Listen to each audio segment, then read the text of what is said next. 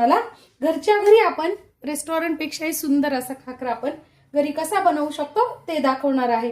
तर त्यासाठी मी इथे घेतलेले अर्धी वाटी मैदा घेतलेला आहे आणि अर्धी वाटी साधं आपलं रोजचंच गव्हाचं पीठ घेतलेलं आहे। आपल्याला त्यात टाकून घ्यायचंय 1 ते 1.5 चमचा गारच तेल घेतलेलं आहे, ते टाकलं ना अर्धा चमचा मीठ टाकून घेतलेलं आहे। सैलही नाही आणि खूप घट्टही नाही असे आपल्याला पीठ छान भिजवून घ्यायचं आहे। खूप पातळही नाही आणि जाडही नाही, अशी पोळीपेक्षा थोडीशी पातळ आपल्याला एक मोठी पोळी अशी लाटून घ्यायची। थोडेसे असे बुडबुडे वरती आले, पोळी थोडीशी फुगली की लगेच उलटून घ्यायचं आहे या पद्धतीने।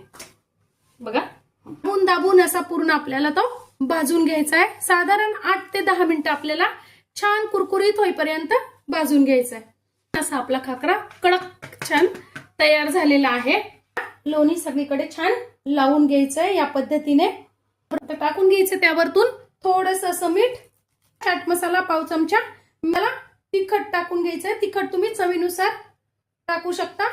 मी इथे घेते शेंगदाणा चटणी थोडीशी टाकून घ्यायची आपल्याला, कोथिंबीर आणि थोडीशी बारीक शेव।